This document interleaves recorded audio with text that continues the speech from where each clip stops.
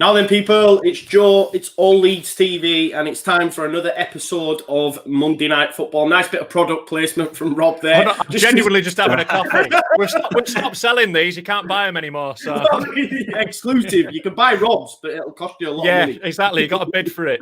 Yeah, great stuff. As you can see, I've got two fantastic guests with us today. First of all, Rob from the Bielsa Bible. How are you, my man? All right? Yeah, I'm all right, man. I'm coping, getting by. Yeah. I know, yeah, it's been tough, hasn't it? It's been tough. Mate, I just want to get back to Ellen Road, man. Yeah, like, I'm even missing the grumpy guy behind me who's miserable even when we're winning. Like... I know, man. I was lucky enough to go into an empty Ellen Road to do something for BBC, and yeah, it was just mint just being back there. But obviously, it's not the same without fans. But it's nice to just be in the ground, right? Yeah. And Alfie, how are you, my man? All right? Yeah, I'm all right. Yeah, I'd say I was sort of a bit down after Saturday, but got the new Xbox today. It arrived in the post, so got a little bit better today. Oh, sound! I'm still waiting for my PlayStation 5, right? And my partner's supposed to get me for Christmas, and it's getting closer to my birthday. And I'm like, don't be giving me the PS5 for my birthday and try to shoehorn it in as a double present. I want that for Christmas and something additional for my birthday. Yeah. But yeah, just before we begin, I need to remind everyone that this video is sponsored by Football Prizes. Their link is in the description, as always, guys. This week, there's plenty of prizes on offer. Like I say, you can get involved. As you can see, there's some lovely prizes there. Apart from that one in the bottom left, you can use that for some toilet roll, maybe. But there's plenty available. Unfortunately, the Leeds United squad signed shirt in a club presentation box is actually sold out. But they do have an Olivier Decor shirt available. Ooh. That ends tonight at 7:30. Nice, yeah, and I've just checked, and there is. Obviously, it's maxed out at 99 tickets, but there's only 71 sold so far. So you've got an even better chance. So if you go in, $4.95 a ticket, you've got an even better chance. And you can win. As I say, I actually won myself a Bielsa signed medal from them guys as well. So, yeah, it's all right, isn't it? That's nice. Cool. So, yeah, make sure you check them out. They've also told me they've got a Calvin Phillips signed shirt going up straight after the Olivier Decor one. So make sure you check them guys out.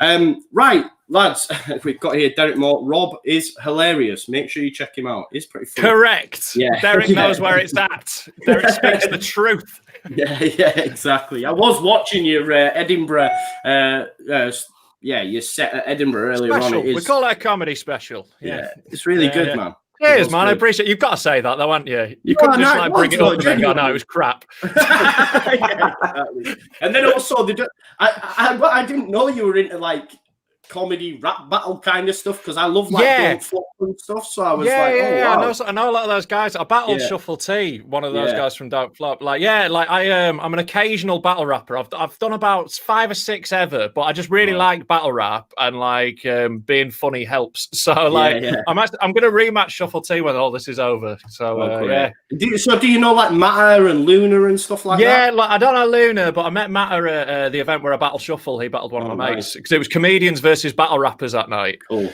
So yeah, but Matter's great. Like he's absolutely brilliant. Like representing Leeds. Yeah, exactly. That's what I mean. It's class, isn't it? Yeah.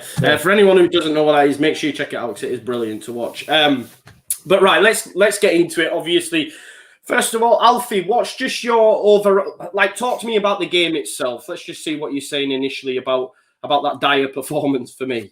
There's not really much to say about it, to be honest. I think I honestly thought after Crawley that we'd be able to turn it around and sort of have one of those, like, you know, everyone's down in the dumps, everyone's a bit demoralised, and then we're coming and putting an absolutely barnstorming performance, and then we'll remember what we're all about. But I don't know. I just think we just look exactly the same, to be honest, short of ideas.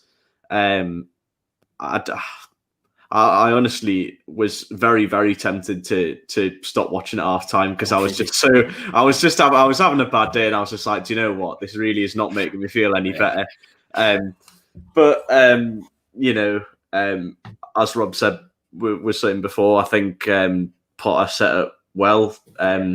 The beat us in the midfield, and I think that's what killed us, to be honest, because we couldn't get anything going. So we had that one of those performances where we just looked fragmented, like we're sort of 2 5-a-side teams rather than an 11. So yeah, I don't know, but you know, I trust enough to know that going into Newcastle that we'll be able to sort of right the wrongs. But yeah, it didn't make for good watching, did it?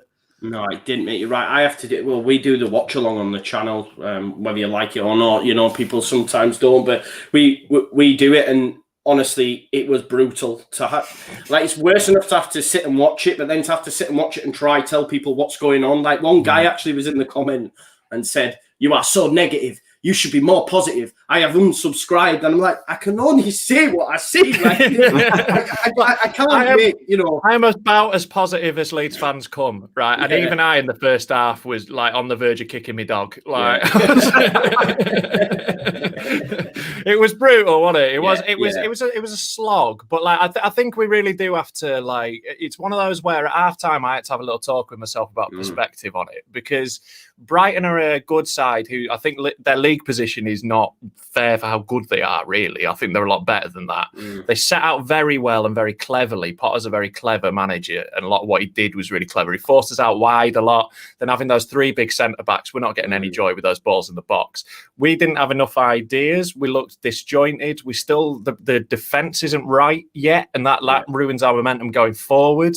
The lack of drive from Calvin, the state of the pitch, all of these things combined into us just being so flat, and we're just not used to seeing that, are we? Like, that was the disappointing thing for me, is how flat it was and the lack of energy.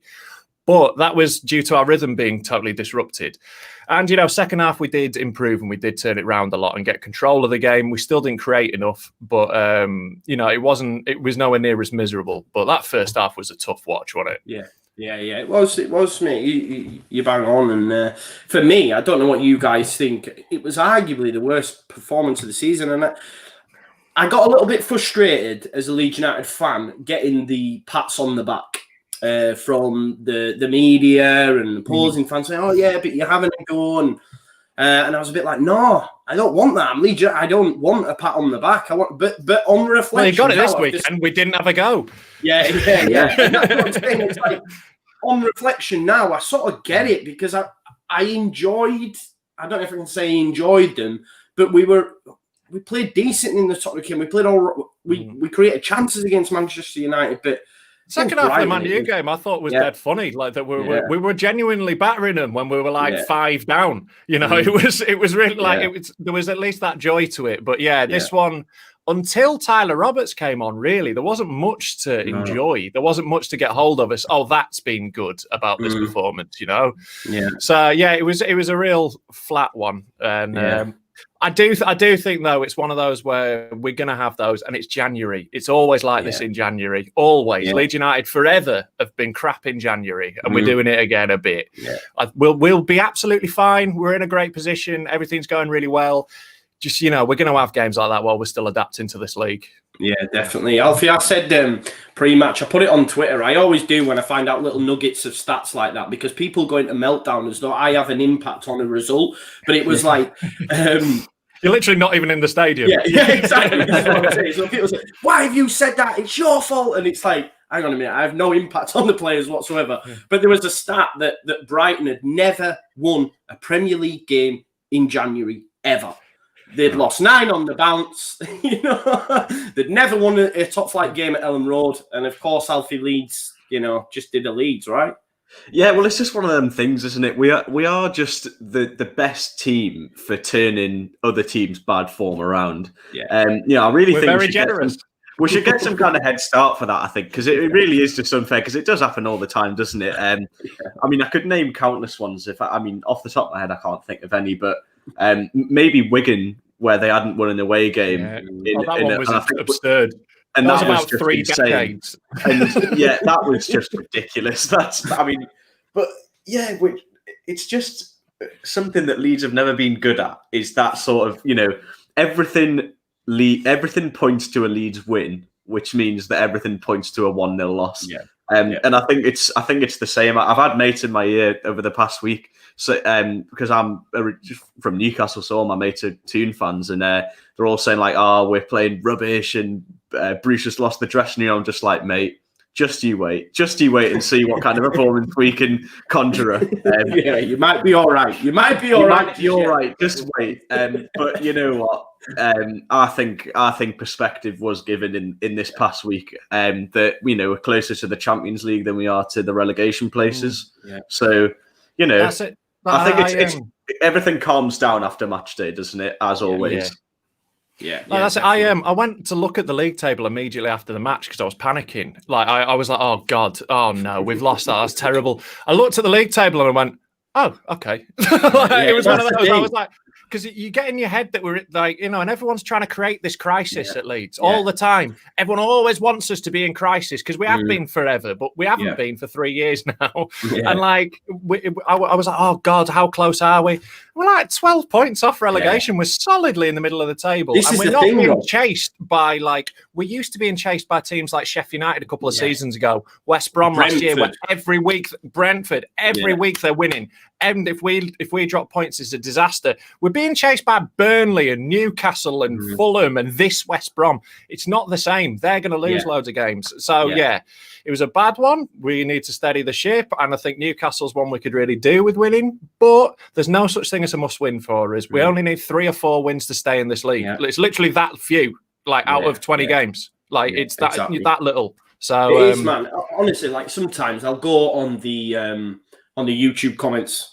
Sometimes it's not. Well, that's a mistake. It's not good. Right, sometimes it's not good for the meta. But I just want to see what the general gist is, and the majority of them are like, "We're in a relegation battle now. That's it." And it's like, just calm down, And I was really confident pre-match, and I predicted 3-0. But again, it's like then people come at you and say, "You don't have a clue about football." Well, I can be confident. I'm allowed to be confident about my team.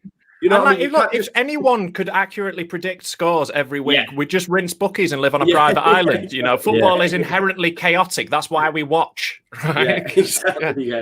Bang on. But M. Scarfy makes a good point here. He said, "No goals in 3 games. Worrying times." It is a worrying time for Liverpool. It's a worrying time. They haven't scored in 3 games. It is a worrying time for Liverpool. I agree.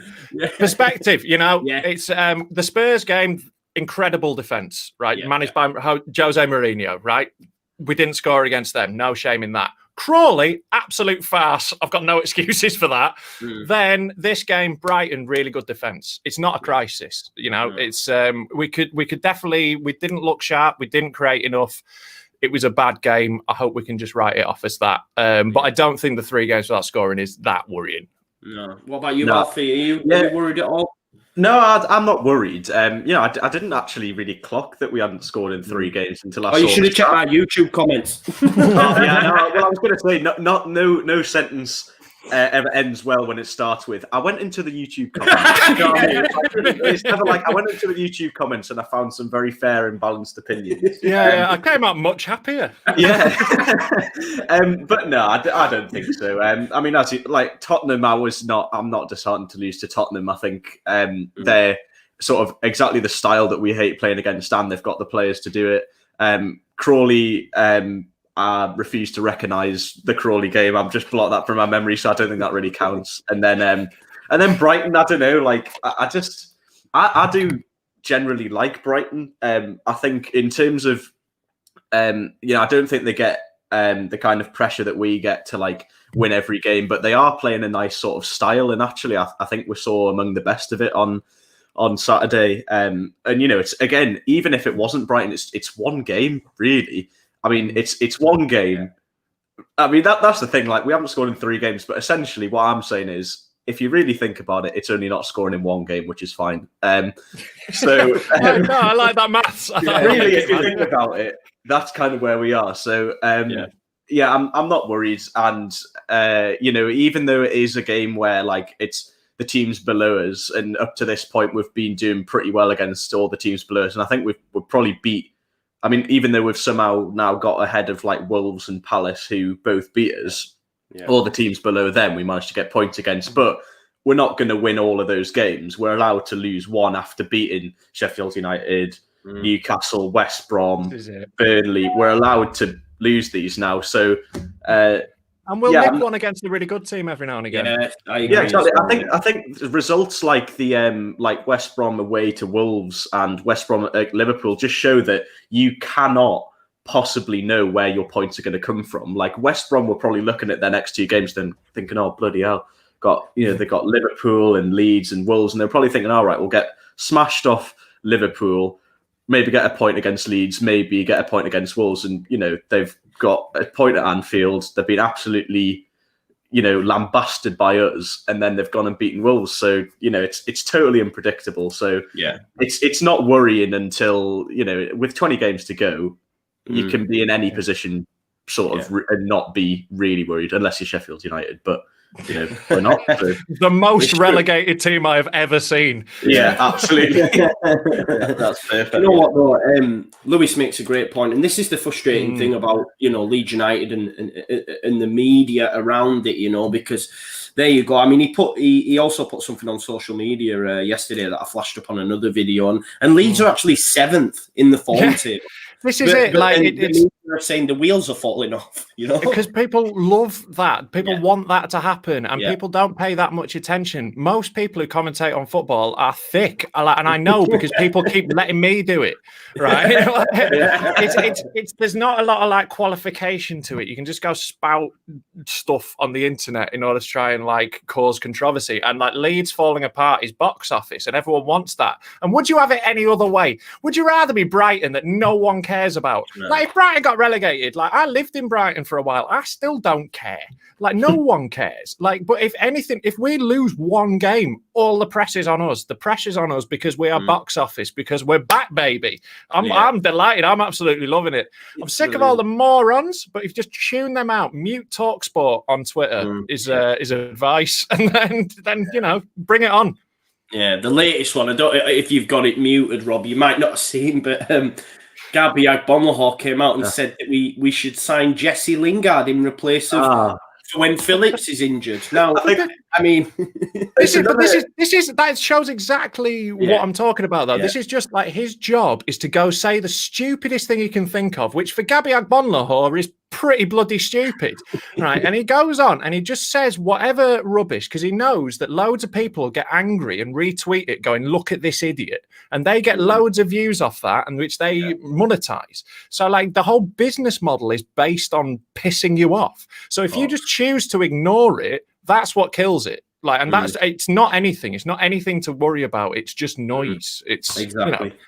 I mean, they even had a Scouse Leeds fan call up, which was like, hey up! I bloody love Leeds, mate. To be fair, we've got a Geordie one up here, but it can't happen. It's right though. Like, no, I don't know of any. Like, literally, Leeds fans are everywhere. But I genuinely don't think Liverpool. I know a Scouse Leeds fan. I don't think I've ever met a Scouse Leeds fan. No, I've met Cockney ones. I've met Geordies. I've met all around the world. I don't think I've ever met a Scouse one. No, never. But Gavin James has put in a few comments, so I just want to flash some of them up because he resorted to capitals as well. He really wanted to get that comment. That's the equivalent of having your hand up in the comments, isn't it? Yeah.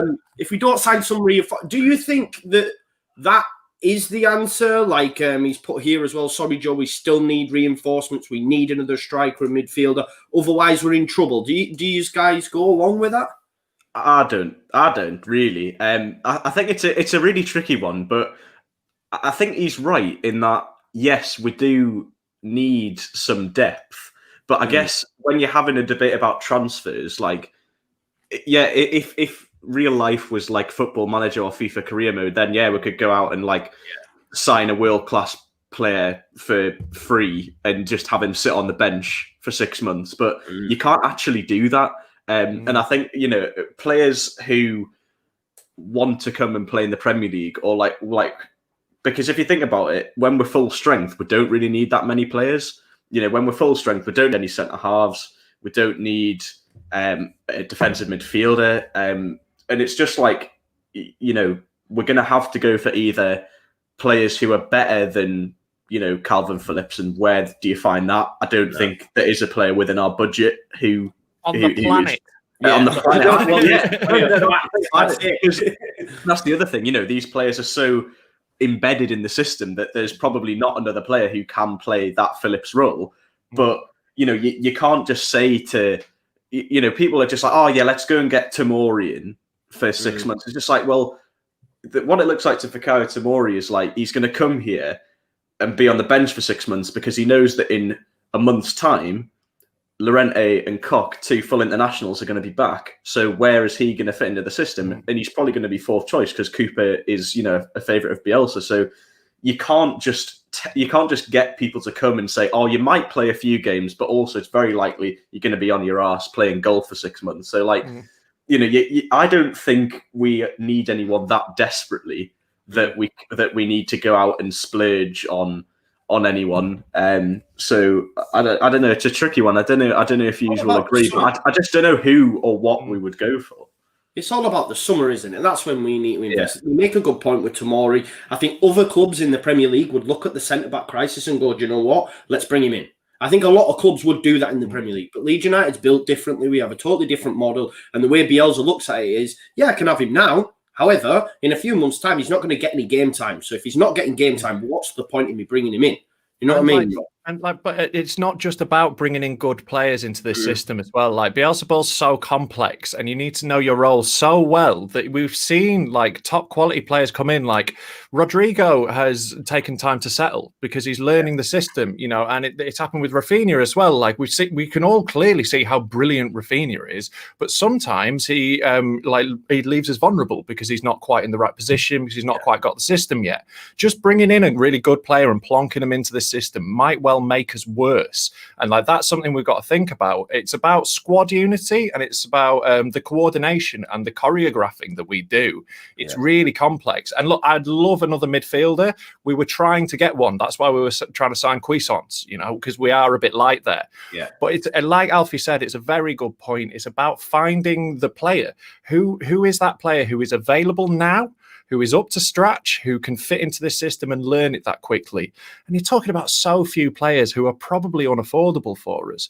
So realistically, we're not going to, you know, get in the Champions League this season, right? You know, we're not going to do that, but we're also not going to get relegated. Like we should be fine for that, like by a comfortable distance.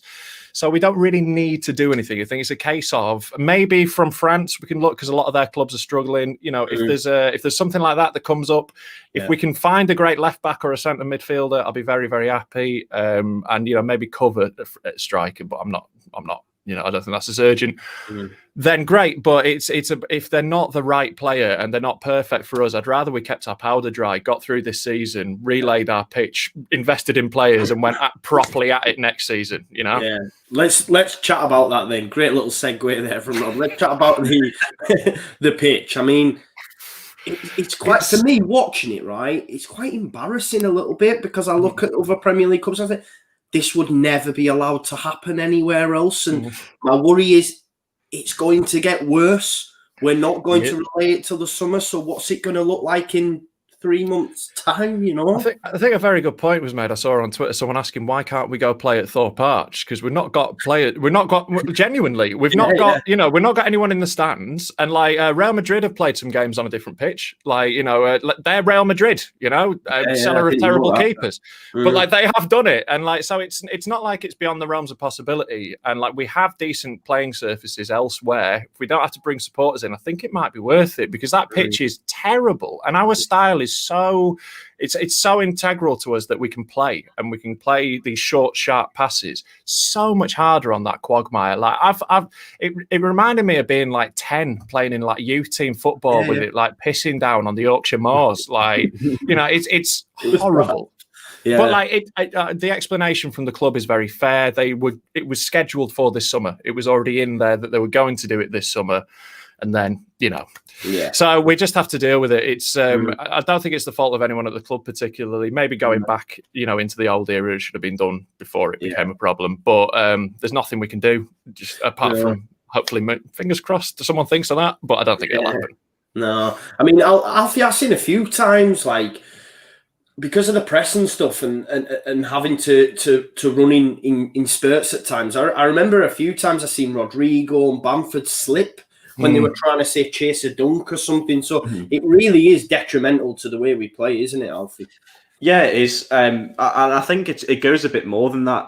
I think it's dangerous. I think specifically for our system as well. As Rob said, it's not only integral to the way we play, but it's integral to, like, you know, we have to make sure that players are protected, because you know, even though, you know, we don't have this burnout, that is complete bollocks made up by the media. But I think it does leave players open to injury. And I think if you we plant have your foot and it slips, you know. Yeah, exactly. And that's the thing, you know, and I think that the normal system would normally be fine, but the fact that you're running, you know, we're covering more ground than any other team in the league. So any other team in the league, probably fine. But the fact that everyone's running, you look at the Newcastle game when it was sort of all right. You wouldn't. I mean, I guess you would, but I guess you'd be saying to Ali, you know, do you want Alioski running full pelt into the penalty area in the 88th minute? Obviously, from a playing style point of view, yes, but also it's like, you know, we're 4-2 up. You know, if he plants his foot wrong and he gets it twisted, you know, that's potentially not a career ender, but that's a season ender, possibly in the next season. So, you know, it is a bit of a sticking point, but I guess we'll just have to become an away side, and we'll just have to start. Just have to start seeing Ellen Road as away games, and then start playing like we do at home, away from home, and it'll be fine. So, yeah, you bang on. There's a lot of people like, oh, well, Brighton had the same. Yeah, I get that. I'm not saying it's an excuse. Oh, totally. And they play a similar style. Like, we got roundly beaten. That wasn't why we lost, but it's not helping us. But it's over the course of the season, it's just going to be a detriment to Leeds United and the way we play. And Alfie's bang on. We'll probably get more joy going away to teams.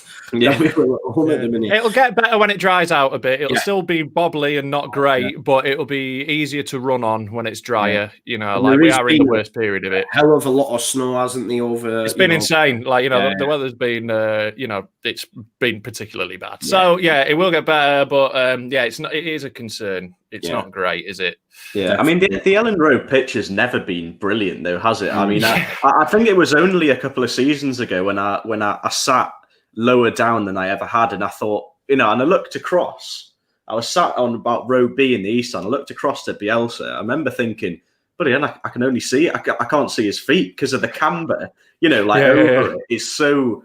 Yeah. It's so. I mean, I don't know whether it's just because I hadn't noticed it before, but it's so obvious there that, you know, when you put in diagonal balls into the corner where it dips, it noticeably like goes faster. So there's already that to contend with. But obviously, you know, you add then it's wet and it's slippy and it's muddy and the pitch is slower, and then that just doesn't help us. But yeah, as you say, I give it a month or two and it'll be fine enough. And then, and I think if anything, Alfie, like it's a case for them actually when they do relay it, really upgrading the system and all that sort of stuff, so that it doesn't happen again. And it might be the talk, wasn't it? Yeah, it's gonna. Yeah, I think Kinnear said they're gonna do the drainage up. Yeah. So like it clearly needs it. So yeah. Definitely. Luckily, we are a well-run club now who actually notices things like this when it happens. Yeah. If this was Bates right now, he'd be in the programme going, the pitch is fine, it's better than it's ever been, can I have more money? You know? It's bang on. Just before we move on to the next point, LUFC fans on friend of the show has asked, Rob, where did you get that shirt from? It's a beauty. It is a beauty. I got it from Newell's Old Boys English on Twitter. There's a guy called Jamie Ralph. He runs an online shop called newellscarajo.com, and he imports shirts. He's getting some more in soon, so check him out. I think it's Newell's English _ something like that. Yeah. Search for Newell's Old Boys English on Twitter. That's the guy. I'll retweet it after this show so you can see it. Yeah, we've had him on here as well, and he's an absolute diamond. Jimmy, top lad. Yeah, we had him on. Yeah, we had him on the Bielsa bar. But let's say he's a Spurs fan who fell in love with Newell's because of Pochettino. So, yeah. It's class. LUFC Lewis has just mentioned this as well. He's mentioned it a few times, so I better give it him a plug. I don't know if Rob knows what. I assume you know, but yeah. The chase is on, right? I think Lewis is setting up a chase style quiz with I got asked to be on this. I think I'm doing this. I think I'm in this. So. Yeah. I think you are. I've been told you are anyway. Yourself cool, right? Yeah. I think I've agreed to do this, so I'm in. yeah. So keep your eyes peeled on that, guys. Right. So this is like two parts. Obviously, Pascal CDM don't really work. However, I really rate him And there was a case over the last couple of games, I was making the point of saying, Cooper might struggle to get back in the side because I thought Pascal was that good, personally. Him and Ayling did really well. So there's that. And I'm not saying that I really rate Ayling. He's all round our best defender, fact. Yeah, he can play anywhere. But we just need him at right back. And I know Llorente's played today and scored, which is good. So that means he might come in at centre back. But for me, there's even a case of saying if he wasn't fit, just play 2 left-sided centre-backs so we can just get Ayling back at right back. Like, I need him back there. Dallas back at left back. Alioski, unfortunately, back on the bench, coming on to affect games when we need him to. What do you think, Rob? No, I agree with you. Like with Pascal, I think he can play that role, and I think he will be able to. We've got to remember he's only played 10 times for us. Yeah, he's so young and he's so talented. But there's a lot of people who are analysing it statistically, he completes more passes than Calvin or whatever. It's not really about that. It's about the speed that Calvin moves the ball at and his vision and the fact that he instantly receives the ball, looks up and sprays a pass, and that's what we miss. We miss that dynamism from him, and Pascal hasn't got that because he's played centre-back his whole life. I think he can get that, but I think you're very right on Ayling. I really miss those surging runs from right-back. He just adds so much drive to us and really helps out the defensive midfielder as well. He's always that option for an out ball. Always. He's always there. And I think, just that little bit at the end of the game where he moved to right-back, we just saw how much he drove us on. And he is not only our best defender, he's one of our best attackers as well, Ayling. He's so crucial to us. He's been amazing at centre-back. Amazing. Done so well. But I think I'd rather have him at right back, like you're saying. It means we can move Dallas back to left back, and that just gives us that bit more stability, just solidifies a bit more, and gives us that drive. I just think, we've really liked it because of Bielsa's system and the small squad and the way he has everyone doing multiple roles. One injury can cause a domino effect. That's one of the downsides of it. And that's sort of happened at the moment. The centre-back problems mean that we've had a right-back problem, which means we've had a left-back problem. So we're getting back, though. We are getting defenders back fit. Yeah. Llorente scored, didn't he? Llorente scored today. Yeah. I mean, did you see the footage of it, though? Honestly, it was like your dad playing with you when you were 5. It's all these kids trying to mark him, and Llorente just wanders in and nods it. It's a great header, but everyone marking him is about 3'4". Yeah. True. Alfie, obviously, if we do manage to get Ayling back at right back, it means we move Dallas to left back. Is that such a huge thing for you as well? Because I know Alioski, we have a guy who comes on our show all the time who absolutely can't stand him. I love Alioski. I think he's great. Yeah. But I think in terms of, he can be limited at times, can't he, Alfie? And he can be very, very frustrating. Although, to be fair to him, against Brighton, I mean, he played a killer ball first time for Rodrigo in that first 6 minutes that if we score, maybe a different game. Yeah, I mean, I am still... I mean, just to get, again, this sort of perspective thing, I'm still amazed that Alioski can play so well at left back, because if you think about it, we signed him as a centre forward. He was the top scorer in the Swiss league, and that's why we signed him. And, in 3 years later, and he's now playing left back. I mean, where else do you see that? You don't see Aguero being put to centre half by Guardiola. You just don't see that. So it's credit to him that he can play like that. But it seems like he either plays solid and he does nothing wrong, or he just has one of those games where he just does stuff that's just seems really dumb. Just like he'll play a misplaced pass, or he'll try and bicycle kick a clearance when he's got no one around him or something like that. But I just think that putting Dallas back there just gives us a bit more Dallas will give us a 7 out of 10 every game. And I think having 2 fullbacks where that both of them are going to play, Ayling's going to play at least solid, if not better, Dallas the same. Whereas now with Dallas and Alioski, you've got one side where you've got, Dallas is playing on the wrong side, but at least he's going to do us a good shift. And then you've got your left back where you're like, I genuinely don't know what kind of Alioski we're going to see tonight.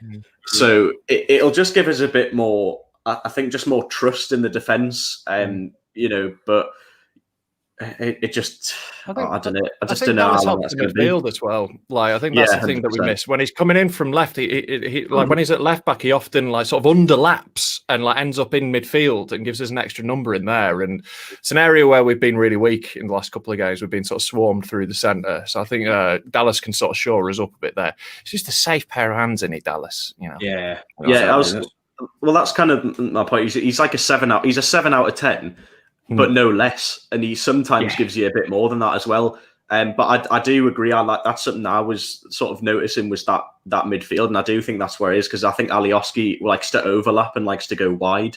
Yeah, that's it. Whereas Dallas likes to cut inside, and that's something where I always think, you know, we should be attacking more in the centre, and I think we have been doing more this season because I remember reading somewhere that, you know, some manager, I can't remember, it was just incredibly simplistic, like you come inside and that's where the goals are because you don't score from the wings, so you just put the ball in the middle and that's where you can score goals. And it's just like, you know, we should do that more. So I think Dallas coming in, you immediately have more options, whereas you give it to Alioski and you can only really whip it in. And let's be honest, Alioski isn't the best of crosses, not consistent enough. He'll put one a game in though. That's just one like to Rodrigo, but you know you need someone in the box who can get on the end of it. So I think Dallas is just more well drilled to be a left-sided fullback, and then you know, but it's one of those teams certainly. But I think Alioski is one of those players where if Dallas gets injured or whoever, we have a hole to fill at left back, you put Alioski in and you go, you know what? That's all right. I'm not worried about that. Like he's a great second choice, but at the moment he's having to play every game. So you know, and I'd arguably say as well, and this moves us on nicely. I'd rather if Alioski's on the bench, and we're like, look at that Fulham game for example, where Bielsa brought him on and just got him to run about and occupy Fulham players, and he played left wing, I think, at that point. And I'd arguably say I'd prefer Alioski coming off in that sort of game, coming on off the bench in that sort of game than say a Poveda, for example. Because for me at the minute, I think the thing with Poveda, I think there's no end product there. He's still young. I think if we have additional bodies, then maybe he's spending more time with the under-23s. I do think he's really talented. But I think a lot of people, and this is just my opinion, and maybe when we're winning games or playing really well, he can come on and he looks special. However, when we need to do something and grab a game by the scruff of the neck, for me, he can be found a little bit wanting, Rob. What's your thoughts on Poveda? Well, yeah, I think he's a really exciting young player, and I think, you know, he's got a lot of potential. I think he was really unlucky to be pulled off at half time against Crawley because he was our best player. And I think like that was Bielsa said as much in his press conference afterwards. He said it was a mistake to bring him off because he was unbalancing Crawley, and he looked a real threat. Obviously, that isn't the level we're playing at every week, and you know he's physically quite easy to knock off the ball, you know, because he's dead little. But Bielsa clearly sees so much talent in him. He's clearly got so much ability with the ball. He seems like a top lad as well. I think he's really great to have in the dressing room, clearly. Like, you know, he's clearly loved around the club, and I hope he can really kick on. You know, he's not the player that you're like, well, we've got this now. Now he's come on. Yeah. But he's dead young and he's learning. And look, I think if we can stay up this season and keep bringing him on for 20 minutes, giving him that time, I think it's an investment. And I think there's an element of that to it. And like, you know, we are relatively safe. I'd like us to be fully over the line before we do too many investments in next season. You know, I'd like us to completely shore it up. But I think there is definitely, Bielsa's always trying to develop the team for the future. So we've got one eye on that, I think, there with Poveda. You make a huge point about him being weak. I remember he came on against Chelsea and he tried to get around Reece James, and Reece James just stood there like that. It's not happening. It's like me when I was 15 trying to get into a nightclub. It was just... I think the best thing he had to do was probably to try run through his legs as opposed to trying to get around him. But yeah, I mean, he's obviously got potential. He was at Barca, Brentford, City. So I just think at the minute, I'm a bit like, but then again, I was like that about Tyler. And when he came on the pitch, I genuinely said, like I see it all the time. If Tyler's the answer, then what's the question? All this sort of stuff. So, Alfie, were you impressed by Tyler? I thought he played really well and actually affected the game. Probably our best player in that second half when he came on. Yeah, I mean, I was shocked, to be honest. I mean, that's I don't know whether that's just how bad we were playing, but yeah, I mean, Roberts has been really disappointing so far this season. I've always been a big fan of his. I thought he played nowhere near as much as he should have done in last season and the season before. I think a lot of the time we needed him to come on with his energy. I think specifically in his first, not his first season, but Bielsa's first season even. I think sometimes he was skipped over when he was really good. But yeah, I think maybe I just don't know where it came from. Sometimes players have good games. I think maybe he sees that, Rodrigo's starting to be questioned a little bit, and Pablo's not churning out the kind of performances that we want from him. So, the door's wide open, I think, for Roberts. If Roberts can start putting in those kind of performances, it's just whether he gets a chance. But if every time he comes on, he plays like that, possibly even, a little bit better in a game when we're playing better than we were on Saturday, he could be able to muscle his way back in, and that genuinely would be a shock. But, I think it's great to see that players aren't just sort of being put on the bench and then going, oh well, I got Leeds here, so I should be playing. All these new guys coming in, rather than going, actually, you know what?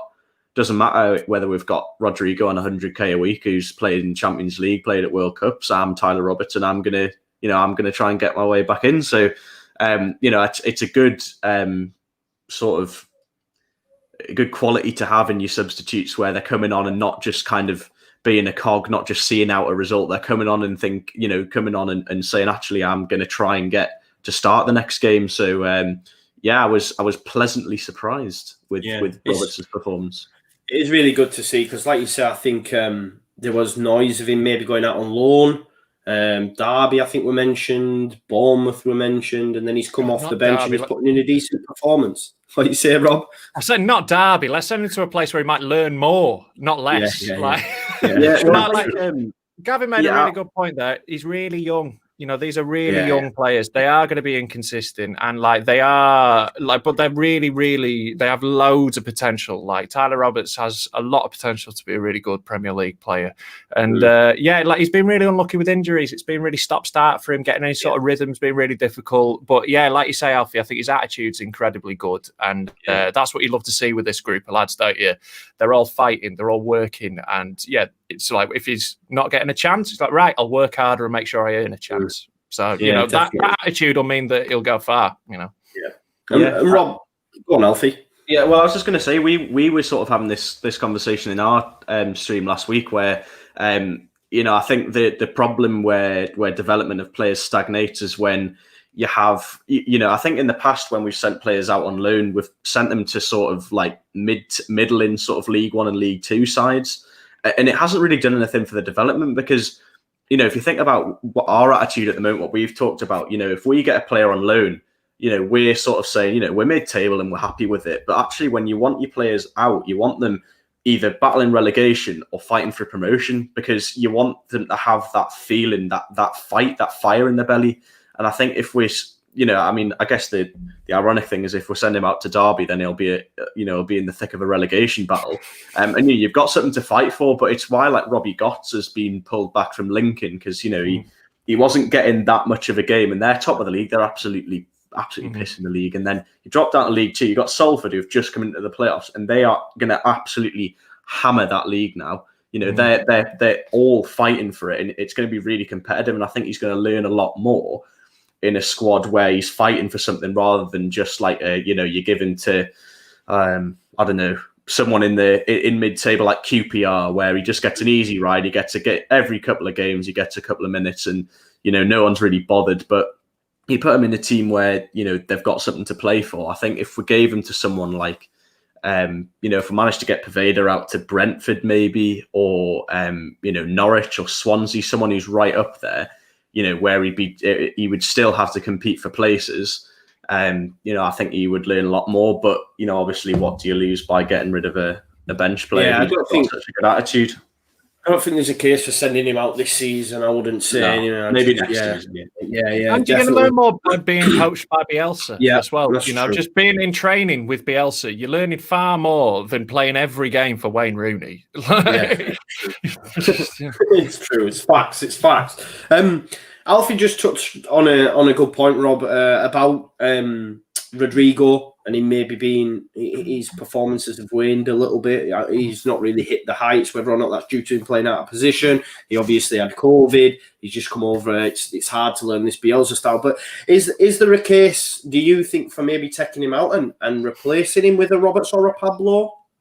The thing with it is like I like Rodrigo in that sort of like 10-8 position, and I think he's clearly got loads of class. Like we see it all the time. It's not fully clicked all the time. I'd say he's having a 7 out of 10 season though for a player who's just arrived in the league. I know he's played here before a bit, but that's years ago. He's got to settle in these really weird conditions. These are human beings, and it's an incredibly odd time at the moment. That's got to make settling a lot more difficult. So all these things combining, that's the problem with taking him out is the replacements. Like Roberts is inconsistent. I think he's got loads of potential, but he's inconsistent. And Pablo he's not young. And like we've seen that in a few games where he's just been, the game's passed him by a bit because he doesn't have the legs for it. He does, he's still got that amazing football brain. He's still a genius. And like, I love seeing him. I think his best use though now is against tired defenses and just unlocking teams. Then I think if we bring him on from the start, we're wasting him because he'll just get run over by the game. I think bringing him on for those little moments of genius, second halves, I think that's when Pablo's at his best. So I think your option really is kind of either playing Jamie Shackleton or Roberts. And I think Rodrigo's done enough to, stay in the team. And like you say, he's had COVID and he's got to play Bielsa ball. If you've had something that knackers your breath and then you got to go do murder ball, it's going to be really proper hard. So, and he's got enough class that he's definitely worth persevering with. And next season, I think that's when we really judge Rodrigo. That's when, if he doesn't do it next season, we've got to have a talk about that. But right now, it's sort of, we're developing as a side. We are growing, and there's going to be a lot of churn over the next couple of seasons. So it's about that as well as just this season. But obviously staying up is the most important thing. Yeah, bang on. And you could arguably say there's not any player under Bielsa that's regressed. They've all progressed and they've all had better seasons the following seasons. Every player that's come in, to be fair. I think maybe the only one you could question might be Costa, because he seemed to have gone really backwards. But not playing a lot. So exactly, yeah. You make a good point there, not playing, but what we'll do then, guys? I'm thinking, obviously Brighton. Do we expect us to go away to Newcastle now? Obviously, having this time off. Personally, I know a lot of people said I'm sort of glad we've not got Southampton now, but I just want football, and I'm gutted that I have to wait. I thought it was next weekend, and I was like, it's not even the weekend; it's Tuesday, man. I've got to wait ages, man. So, do you think we can go on and get a result against Newcastle? And because they're going to be licking their wounds as well, right, Alfie? Go on, Rob. Go on. No, I was just going to say, they might be licking the wounds, but they are a bit crap. Like Alfie knows this better than most. They are relentlessly negative in their style of play as well. Like they're going to just sit back and hope against us, and we have enough to grind them into the dust. We should beat them. I'm not saying we definitely will. Things can happen. But it's one you'd fancy right now. Of anyone in the league, it's probably the most, apart from Sheffield United, they're the ones I'd most like to play right now. I mean, look, like I look forward to this being clipped and put on Twitter when we've had our asses handed to us. But for me, I think it's a nice one, and that little break's good. I think after Brighton, I'm not rushing to watch another match. And I think the great thing is we're going to get Llorente back. You're going to have Calvin back. It's going to look a totally different side, isn't it, Alfie? Yeah, it is. I really think we can try and turn things around now, because we have had a little bit of not a slump, but we've had a couple of disappointing results. And, I mean, it's just difficult for me because I know both sides of it. All I hear is negativity about the style, about Bruce, about player selection, about player performance. And you know, I just hate hearing about it, because the more I take on board, the more embarrassed I'm going to be if we lose. So, you know, I kind of try and sort of shield it a little bit. So I've seen that. I don't know if Sir Maximan is going to be back. If he was, that would be a worry, because he is. That would be a worry. They tweeted something saying back soon, with a picture of Sir Maximan's boots. But apparently he's not gonna hit the ground and like play a full 90. You know, no, he's not, because he hasn't played in about 6 weeks. He hasn't done any training. Apparently. He's had COVID, and he's had long COVID, so he's like still got the respiratory issues. So it's a really debilitating illness for it is. So well, with all due respect to Sir Maximan, I really hope he can't play because of COVID. But I hope he comes back to full fitness the game afterwards and has a great season. Because you know you can't not like him, can you? But but look, he's a really tricky player. He is their best player, and you know, whether he plays 90 minutes or 20 minutes, if he comes on at any point, he is going to be a serious issue, because I think he is probably the best dribbler of the football in the league. Just one of those players who will not work hard enough to do it every week, but he has those games where he is just unplayable. Like the skills, the ball control he has is just ridiculous. It really is ridiculous. I just seen a comment saying Rafinha is better than him. I honestly, I don't agree with that, to be honest. I haven't seen that much of Rafinha anyway, separate point. But look, if I don't know about injuries, I'm not really caught up to date with it, but you know, they're going to set up very similar to what they did at Ellen Road. They're going to sit back and try and hit us on the counter. Callum Wilson's a real big problem for us, pacey and knows how to finish. Almiron as well, busy, tricky. They're just a very hot and cold team. But, you know, I think we will dominate the game, and obviously it'll be on a better pitch, so it might be more suited to us this week. Yeah, definitely.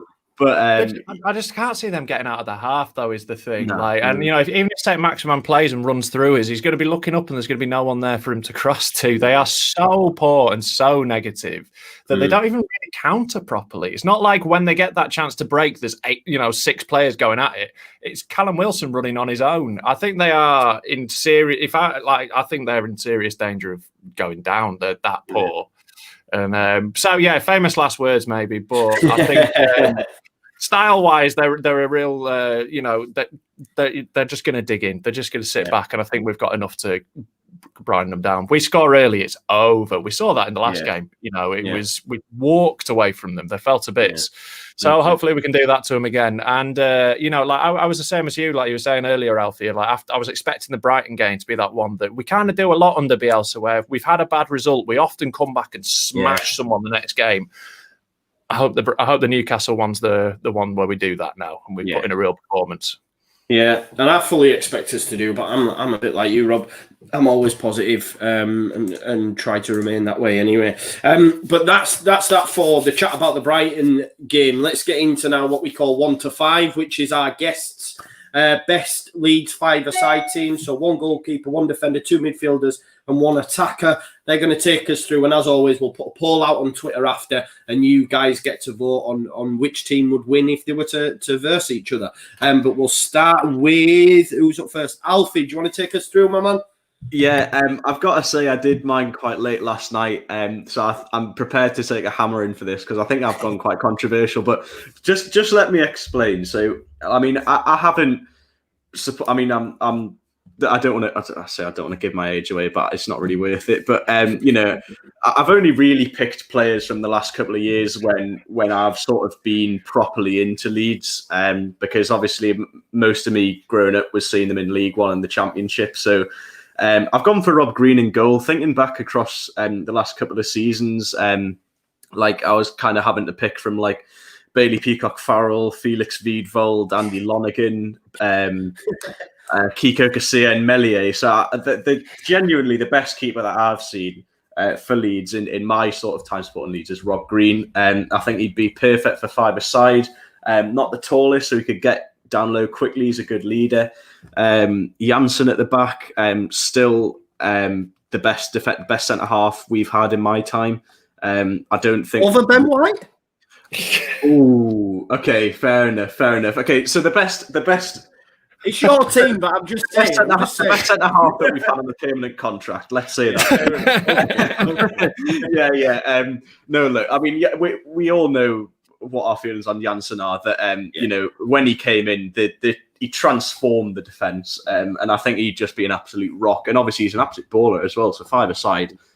You know, I'm going at this sort of literally thinking on a little grass pitch. You know, outdoor 5G, that kind of thing, spraying it about. Phillips, just as a busy player, you got to have that player who's got an engine who can get around the pitch. You know, we all know how good Phillips is. So yeah, I don't really think I need to justify that one, to be honest.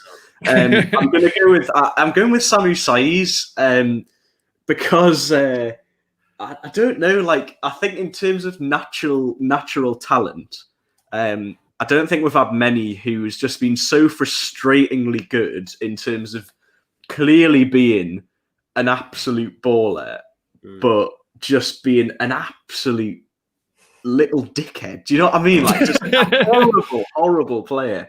Like, do you know what? Though? He was so good. He was so good. I know that made it worse. Do you know what I mean?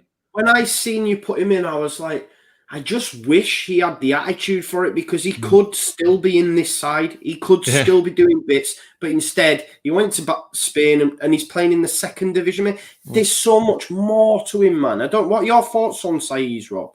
Yeah, like what our thoughts with this team is good luck getting him to turn up for the match. But, You'll forget his match, won't he? You know what I mean? Yeah. Like that's it. Like, you know, but unfortunately, like, mentality is a big part of a player. You know, it's not just that ability, and he clearly had that. He never had enough end product. You know, he was brilliant at driving us through midfield and so good to watch. He was fun. And especially at a time when we didn't have a lot of fun players, you know, we didn't have a lot of joy in that team. So he really was, and loved him for that. But yeah, he just doesn't have the mentality for it. He's clearly just a bit of a dick, like you said. Yeah. So, you know, that holds you back. And like, 'cause it's a people business, you know, like people don't want that around the club. Someone like Ian Pervader will get a lot more chances because he's lovable and nice and good to have around than someone like Samu Saiz. You can have all the talent in the world, but if no one wants to have you in the dressing room, it's no good, is it? Yeah, it was always poignant. Yeah, well, it comes back to that whole Ronaldo Quaresma debate, doesn't it? Where people often said from the academy at Sporting Lisbon that Quaresma was the better player than Cristiano Ronaldo, but one of them had the work ethic and one of them didn't. And then you look at the difference in their careers, and that's what it is. You know, players do it equal on talent, but it's all down to their work ethic. And that's what Bielsa's all about. That's his whole philosophy, is that work can overcome talent. And just so you know, we've seen it. Yeah. It was always poignant as well, the fact that he sent him back to Spain when we still had like 3 or 4 games prior to January, prior to him being able to move. And I was thinking, well, the fact that he's not even going to consider using him in them couple of games we've got, he's just gone, go. If you want to go. Squad harmony is really important to Bielsa, because like Bielsa ball's all about belief and full commitment, isn't it? It's like everyone has to be at 100%, otherwise it falls to bits. The whole thing collapses. So if you've got someone around the place who isn't putting the work in, and then the other players see that someone can get away with that, then that's going to collapse the whole thing. So if Bielsa sees someone who's not doing what he wants, just gone. Doesn't matter who you are. It could be Ronaldo. If he was turning up and not putting the shift in, Bielsa would wash his hands of him. You know, definitely. And then up top, Alfie. I've gone for Rodrigo. I could have gone for a few. I mean, I was kind of limiting myself at this point to the last few seasons. So I considered Kemar Roof for a bit, but then I thought, actually, do you know what? I'll go for experience. And even though, he hasn't done the best, this season.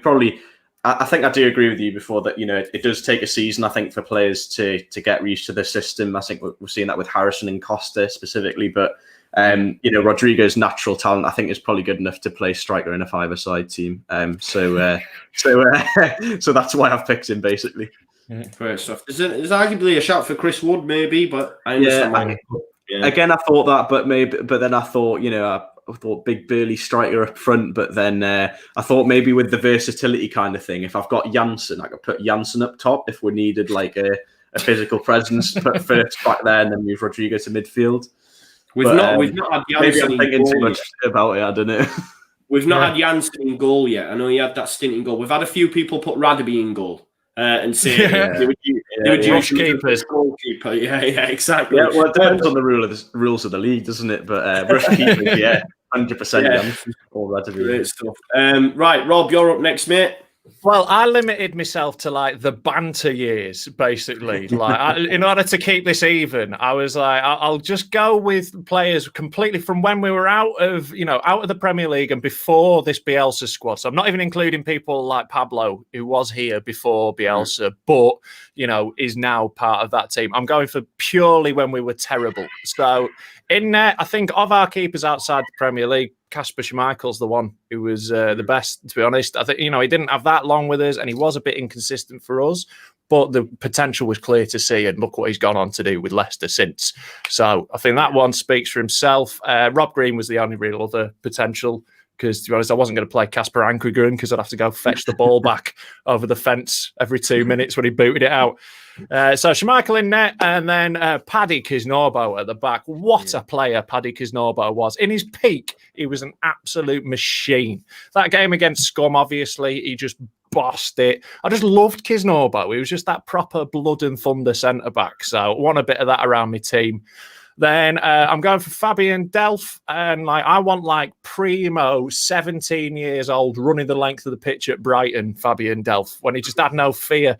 So exciting to watch, when he was a kid. And he's got that toughness, bit of tackling. He's got it all. So in there, then this one I was torn here. I was considering Gradle because amazing player. But I went for Rob Snodgrass because I'm a big fan of Snoddy. I think he was a fantastic player for us. He's had a great career since. Just that work rate and that level of skill that he had, just no one else did. And I always said it, if he was if he was slightly faster, he'd be a top of the Premier League player. He's a cracking player, Snoddy. And then up top, it was between Beckford and Becchio, but I went with our beautiful Argentinian prince. Absolutely love him. Really incredibly good finisher and work rate all around.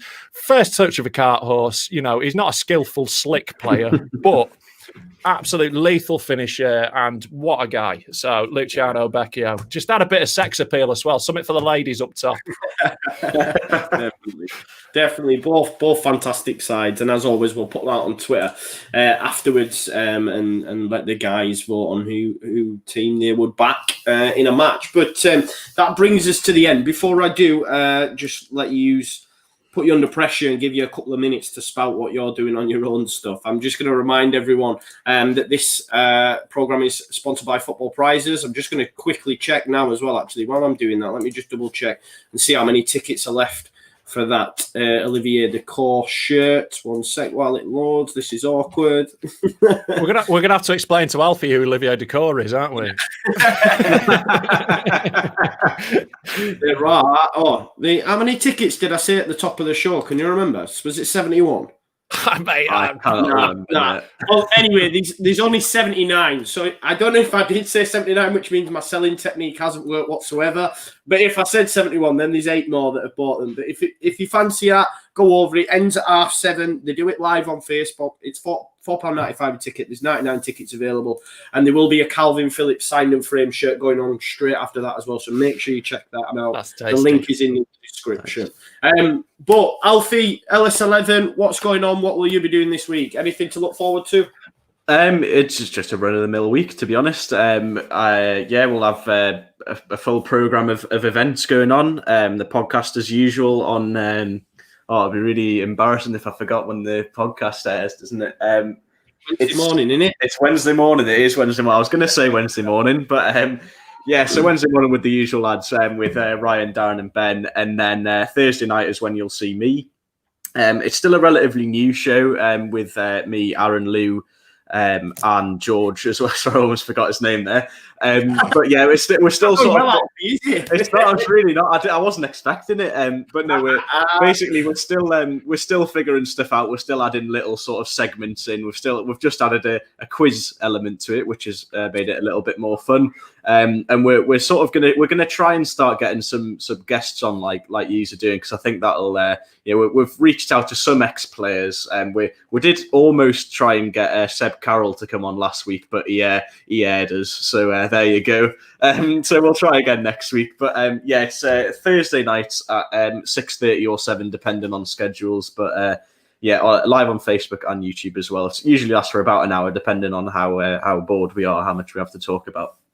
Cool. Well, it's a great show. I've watched it myself. We've had a couple of years on as well. We've had George on, Lou's come on the show as well, because we're going live every night during lockdown. So if you do want to come on, guys, and just chat LUFC, as I said, I know a few of you already have, but just message me on Twitter or whatever, and we'll get you on, because it's a community, right? And then Rob, what can we expect from you, mate? I've got loads of stuff coming up. I mean, like, for Leeds fans, check out the Bielsa Bible if you haven't yet. It's a YouTube channel, a show, podcast with me and Mickey P. Kerr, who you'll know from Bucket Man and the Bielsa Rhapsody and Britain's Got Talent and all that. Basically, he's my most famous mate who I roped into being on it. Nice. He's the talent and you're the wingman, right? Yeah, I do the admin, basically. It's with 13 episodes in the first series. We're having a break at the moment. We're doing more interviews and stuff, but it's all just about the man himself, investigating his career and his philosophy and all that sort of stuff. Also, check out my channel on YouTube, Rob Mulholland Comedy. I've got stand-up, I've got videos, I've got tons of funny stuff on there, so check that out, because I'm a comedian first and foremost, and when I'm allowed, I'll go back to doing some stand-up. Make sure you check both out, both exceptional stuff. And Rob is a very, very funny man. I have to say that. So make sure you check him out. You do have to say that, otherwise I wouldn't come on the show. But no, thank you everyone that's watched tonight. Please smash a like on your way out. Tomorrow we've got some more Leeds United related content coming this week as well. Check out our social media. We've got loads going on this week. But thank you everyone that watched, and I'll do the awkward bit now where we end the stream. Have a nice rest of your evening.